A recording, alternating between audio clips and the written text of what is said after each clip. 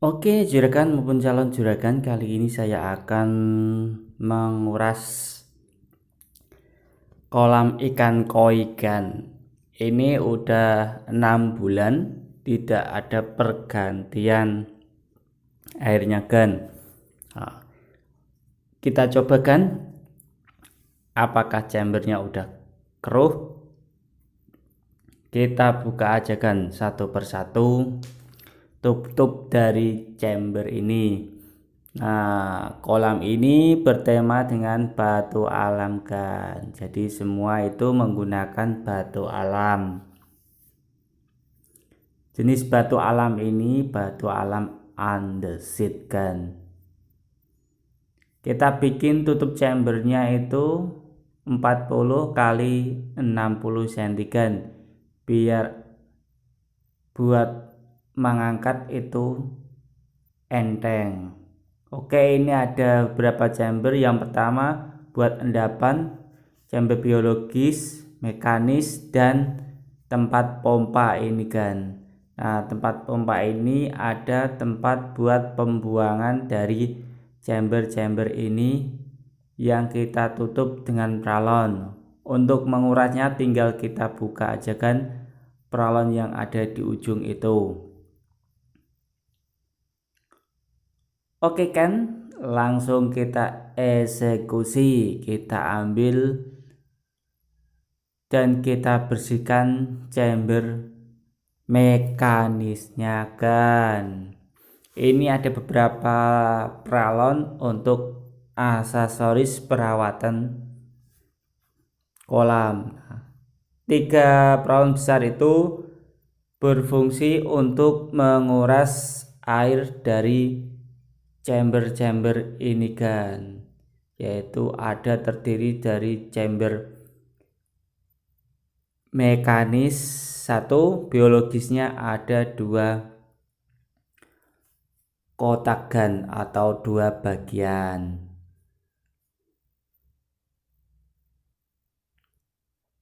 Kita naikkan dulu pralon, lalu kita angkat pemberat dari chamber mekanis yang terdiri dari jitmat kan. Ada beberapa jitmat di sini, ada yang harganya murah sampai harganya mahal kan, tergantung kualitas gan ya. Nah, ada jitmat kayak yang lebih mahal itu seperti ini kan, yang warna hijau. Ini mahal karena bahannya sangat bagus dan kuat. Oke, setelah ember penuh kita singkirkan untuk ntar proses selanjutnya, yaitu proses pencucian jitmat gan.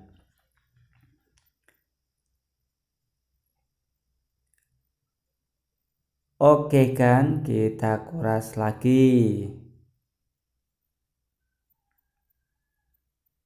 Di dalam ini ada berbagai macam subgan ya, jitmat. Jangan lupa subscribe, like, dan komennya kan di channel Dunia Bangunan. Oke, setelah saringan atau jitmat udah terangkat semua, sekarang giliran untuk pembersihan air dari chamber mekanis ini kan. Saya menggunakan pompa hisap kan ya, yang ada pelampung otomatis. Jadi pompa kita masukkan otomatis langsung nyalakan. Nah, seperti ini kan ya, ada pelampungnya, kita masukkan. Nah, airnya sangat keruh kan ya, karena ini udah 6 bulan tidak kita kuras chambernya. Nah, sekalian nguras chamber ini kita kuras air dari kolamnya 50% kan ya. Sekalian kita bersihkan chamber mekanis. Oke, untuk chamber biologis itu tidak usah kita kuras gan ya. Mungkin setahun sekali kita buang bagian yang bawah gan, biar kotoran yang di bawah atau endapan itu bisa keluar. Karena chamber biologis itu fungsinya untuk pengendapan bakteri kan ya, agar sirkulasi air itu pH dan kualitas air bisa terkontrol kan. Sambil kita bersihkan, kita goyang-goyangkan tangan kan, agar endapan lumpur yang ada di bawah terangkat. Nah, seperti ini kan. Ini udah bersih. Selanjutnya kita bersihkan bagian chamber pengendapan. Caranya gampang, ini sudah kita desain sedemikian rupa kan. Tinggal kita buka pralon pengontrol kan ya, yang berukuran 3 in ini. Ini pralon menghubungkan ke kolam kan. Nah, instalasinya itu di bawah kan ya. Jadi dari kolam naik ke chamber pengendapan. Chamber pengendapan ini dikontrol dengan pralon 3 in ini kan, untuk masuk ke chamber biologis. Oke, untuk menghemat air kan, kita sambil menguras, kita bersihkan dari bagian-bagian chamber biologisnya kan, yaitu jaring nelayan, jet mat. Kita taruh di ember aja kan ya, untuk menghemat air. Kita celup-celupkan seperti ini kan, biar menghemat air dan bersih. Nah, untuk jet matnya bisa digunakan seperti ini kan, kita semprot-semprot aja, karena ini itu lubangnya agak gede kan, jadi gampang untuk disemprot. Nah, kalau buat jaring nelayan kan susah kan. Nah, untuk mencucinya kita harus sistem mencelupkannya kan, seperti tadi. Ini semua berada di chamber mekanis kan ya.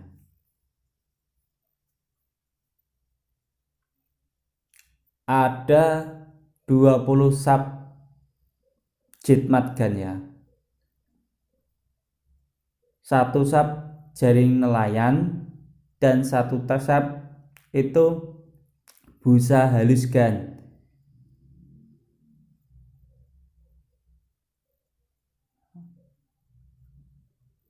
Biasanya kalau udah nyampe di jet mat itu hanya terdapat cacing-cacing kecil kan ya. Nah, kotorannya itu mengendap di bawah chamber. Jadi air keluar nyampe atas itu benar-benar bersih kan. Ini terbukti 6 bulan lebih kan ya, air masih jernih pada kolam ikan koinya.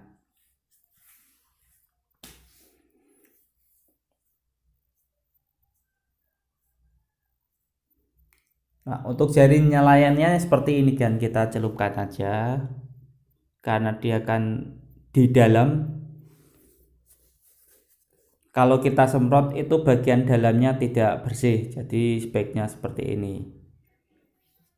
Selanjutnya udah beres pembersihan jet mat dan aksesoris lainnya. Nah, untuk bagian bawah kita bikin dudukan seperti ini kan ya, dari pralon setengah kita kasih LL untuk kakinya. Oke, karena ini kecil kita bantu menggunakan kaki gan. Untuk sekatan ini kita gunakan kaca berukuran 1 cm agar mudah untuk kita injak. Oke, untuk sap-sapan chamber mekanisnya kita pasang dulu jetmat sebanyak 2-3 lapis seperti ini. Setelah itu busa halus kan ya. Setelah busa halus kita pasang jaring nelayan 1 sap kan ya, karena ini pas 2 kantong jadi buat 1 sap. Setelah itu kita pasang jetmatnya semua kan sampai habis jetmat yang ada.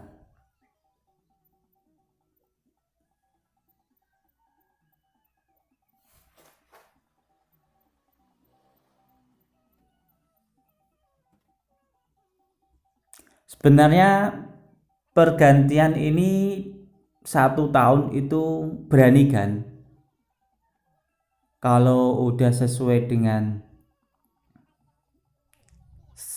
spesifikasi dari kolam ikan koi. Yang terpenting itu chamber biologis mekanisnya itu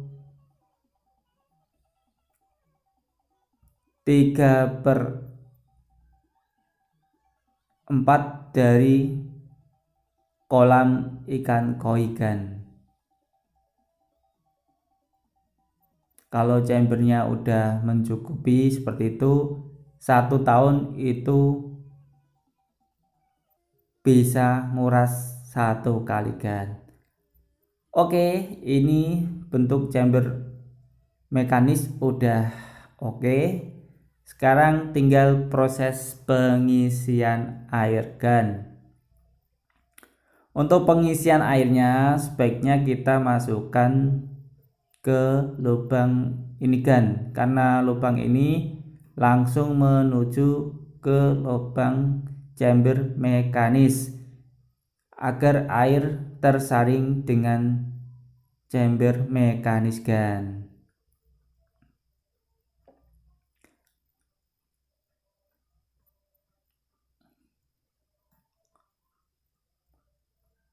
Selanjutnya sambil menunggu air kita kasih E4 gan untuk air agar ada bakteri buatan gan ya, yang baik untuk ikan maupun udang gan. Karena airnya diganti 50%, jadi bakterinya kita tambahin gan. Nah, di dalam chamber pompa ini ada peralon pembuangan gan. Nah, jika ada air hujan, air meluap bisa keluar melalui peralon pembuangan ini gan. Oke kan, telah menonton video ini. Nah, ini terbukti ikannya sehat dan cepat gede kan. Salam tok tok tok.